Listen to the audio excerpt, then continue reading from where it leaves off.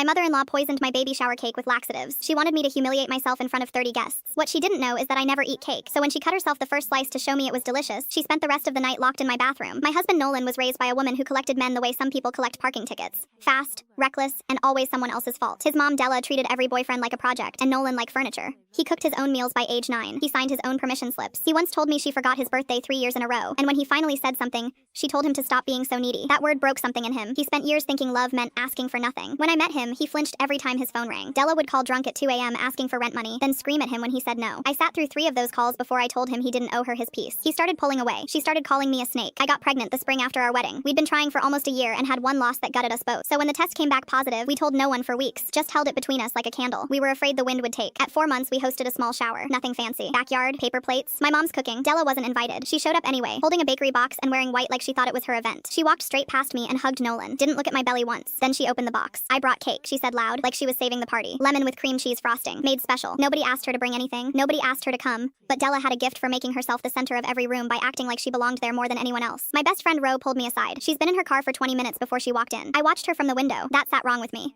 20 minutes doing what? Sitting? Fixing the cake? Both? I didn't say anything. I just decided I wasn't touching that cake. The shower went fine. People ate, laughed, handed me tiny shoes wrapped in tissue paper. Della performed the role of loving grandmother so hard that even Nolan looked uncomfortable. She kept touching my belly without asking. She kept saying, I just hope the baby gets Nolan's nose, then laughing like it was charm and not an insult. When it came time for cake, Della insisted on cutting it herself. She plated a fat slice and put it right in front of me. Eat up, mama, she said. You're eating for 2 now. She stood there, watching, waiting. Her eyes locked on my fork like she was timing something. I smiled and told her I couldn't do dairy right now. Doctor's orders. It wasn't true, but it was easy. Her face flickered for half a second. Then she recovered. Oh, that's a shame, she said, her voice a little too light. I watched her next move. She grabbed my slice back, shrugged, and said, well, I'm not wasting it. She took a bite, then another. She made a show of it, moaning about how good it was, looking around like she expected applause. 20 minutes later, she was gone. Not goodbye gone. Sprint to the bathroom gone. We heard everything through the door. My mom froze mid-sentence. Ro looked at me and mouthed, the cake. Della was in there for almost 40 minutes. When she finally came out, her makeup was streaked and her white outfit wasn't white anymore in the places that mattered. She tried to laugh it off. Must be a stomach bug, she said, barely making eye contact. Nobody said a word. The silence was thick enough to sit on. That night, Ro and I cut into the leftover cake. Instinct. We found a small zip bag wedged under the bottom layer, half empty, with residue inside. I looked it up. The markings matched an over-the-counter laxative, the kind you dissolve in liquid. She'd worked it into the frosting. Not just a pinch, enough to cause serious cramping for someone 5 months pregnant. I showed Nolan. He didn't speak for a long time. Then he picked up his phone,